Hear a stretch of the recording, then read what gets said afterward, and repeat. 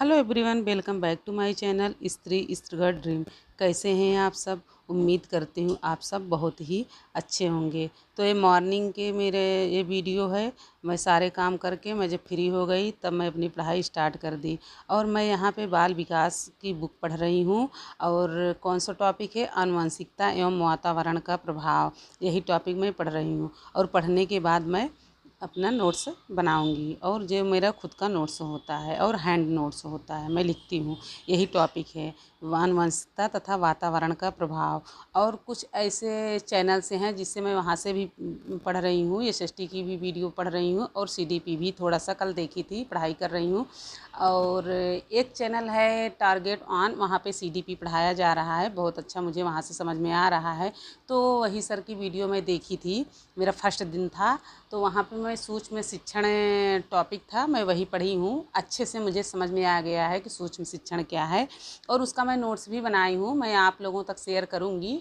अभी इस वीडियो में तो नहीं शेयर कर पा रही हूँ, लेकिन नेक्स्ट वीडियो में मैं देखती हूँ उसको आप लोग के साथ शेयर करूँगी जो मैं पढ़ी हूँ।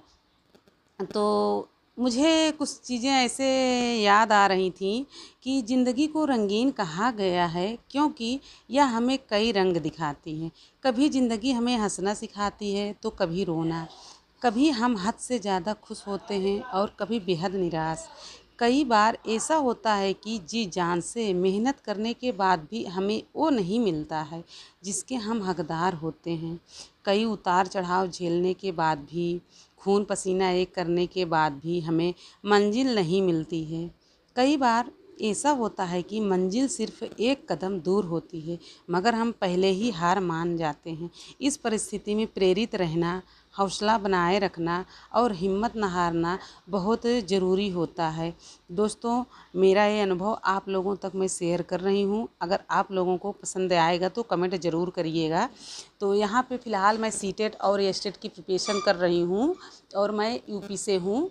जो लोग मुझसे नए जुड़े हैं, क्योंकि उन्हें नहीं पता है मैं कहाँ से हूँ, तो मैं यूपी से हूँ और मैं एस्टेट और सीटेट की प्रिपरेशन कर रही हूँ।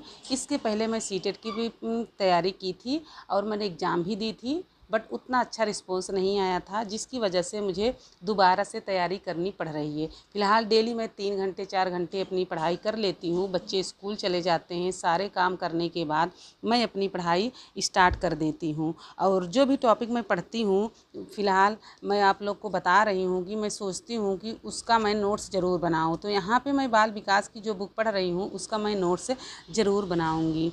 और बहुत सारी चीज़ें ऐसे हम लोग फील करते हैं कि ज़िंदगी में अगर आगे बढ़ना है तो बहरे हो जाओ, क्योंकि अधिकतर लोगों की बातें मनोबल गिराने वाली होती है।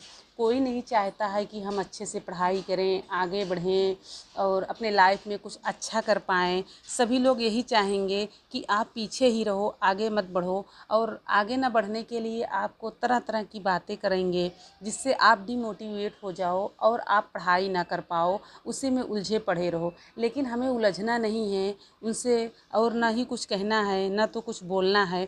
हमें सिर्फ आगे बढ़ते रहना है, क्योंकि ज़िंदगी हमें आगे बढ़ने के लिए ही है और पीछे हटने के लिए नहीं दी गई है। हम किसी की बातें नहीं सुनेंगे, हम किसी को कुछ भी नहीं बोलेंगे, क्योंकि जो लोग मुझे बोलेंगे, ऐसी बातें बोलेंगे कि हमें ठेस लगे, हमें ठेस पहुँचे और हम उसी बातों में उलझे पड़े रहें और जो करना चाह रहे हैं उसे ना कर पाएँ। मेरा ड्रीम जो है, मेरा गोल जो है, उसको मैं ना पाऊँ, ना कर पाऊँ, वहाँ तक ना पहुँच पाऊँ। जो मेरा लक्ष्य है वहाँ तक ना पहुँच पाऊँ, हम लोग पीछे ही हट जाएं, पढ़ाई ना करें। तो ये सारी चीज़ें जानबूझ के बोली जाती है ताकि आप लोग ना पढ़ो, और हमें पढ़ना है और उन लोगों की बातें नहीं सुननी है। हमको बहरे बन जाना है और आगे बढ़ते रहना है। लगातार जो भी पढ़ाई करनी है हमें लगातार करनी है। और ससुराल में रह के पढ़ाई करना तो बहुत ही मुश्किल होता है, लेकिन फिर भी हमको हार नहीं मानना है। हमको पढ़ाई करते रहना है, आगे बढ़ना है, भविष्य में कुछ करना है। अपना नहीं तो अपने बच्चों का भविष्य अगर बनाना है तो मुझे लाइफ में बहुत कुछ अच्छा करना है। कितना भी स्ट्रगल हो, कोई भी परिस्थिति कैसी भी हो, लेकिन हमको पढ़ाई नहीं छोड़नी है। हमको आगे कौन बढ़ा सकता है? ये पढ़ाई ही जो हमारे लाइफ को बेहतर बना पाएगी, आगे तक ले जाएगी। जिस मुकाम को हम सोचे हैं वहाँ तक वही ये हमारी पढ़ाई ही मुझे ले जाएगी।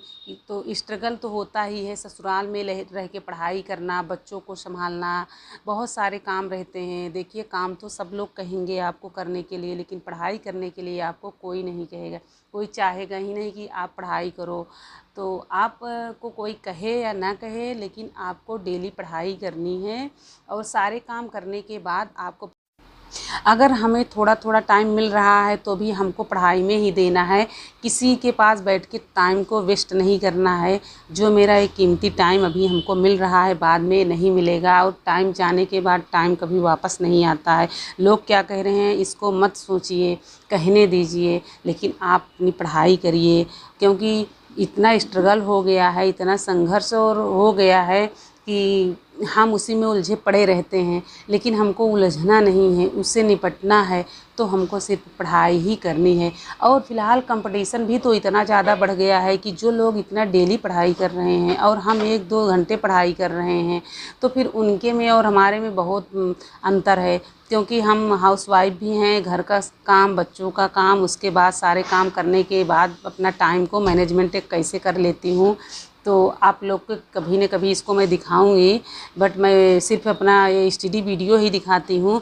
तो स्ट्रगल तो बहुत है, लेकिन करना है, क्योंकि लाइफ बेहतर करनी है। अगर हम किस लिए पढ़े हैं, लाइफ में यही सोच के पढ़े हैं कि हमको गवर्नमेंट जॉब करनी है, तो उसी के बाद वही सोच के हम अपनी पढ़ाई किए हैं। तो उसको करना है, अपने ड्रीम को पूरा करना है। सपने तो होते हैं जो हम खुली आँख से देखते हैं, बंद आँख से कोई सपना नहीं होता है, वो सपना सपना ही रह जाता है। तो बंद आँख से मुझे सपने नहीं देखना है, खुली आँख से सपने देखना है और सच भी करना है। तो हमको बहुत सारे लोग कुछ भी बोलें, क्या कह रहे हैं हमको, क्या नहीं कह रहे हैं, उस पर हमको नहीं फोकस करनी है। फोकस तो हमको अपनी पढ़ाई पे करनी है। फोकस में क्या कोई बोल रहा है उसको सुनिए, पढ़ाई के बारे में क्या कौन क्या बोल रहा है उसको सुनिए, लेकिन घर की बातों और दुनिया भर की बातों में उलझे नहीं रहना है। उलझना बिल्कुल नहीं है, और पढ़ाई करनी है, और कंटिन्यू पढ़ाई करनी है। जो भी करनी है कंटिन्यू पढ़ाई करनी है, और टाइम को थोड़े थोड़े टुकड़े में जो भी टाइम मिलता है उसको एक बड़ा टाइम बनाना है। मतलब जैसे 1 घंटे को टाइम आपको नहीं मिल रहा है, फिर भी आपको आधे ही घंटे पढ़ने के लिए टाइम मिल रहा है, तो आधे आधे घंटे का ही टाइम आप निकाल के पढ़िए। आपको 10-10 मिनट टाइम मिल रहा है, आप 10-10 मिनट का ही टाइम निकाल के पढ़िए। थोड़े थोड़े टुकड़े जो हमारे पास टाइम मिल रहा है वही हमारा एक बड़ा टाइम हो जाएगा, 1 घंटे हो जाएगा वही। तो 1 घंटे में अगर कोई भी टॉपिक एक दिन में हम कवर कर रहे हैं, तो 30 दिन में मेरे 30 टॉपिक कवर होंगे, तो बहुत अच्छे से हो जाएंगे। क्योंकि अभी तो एग्ज़ाम 7 जुलाई को है, और ये स्टेट का तो पता भी नहीं है कि कब एग्ज़ाम है।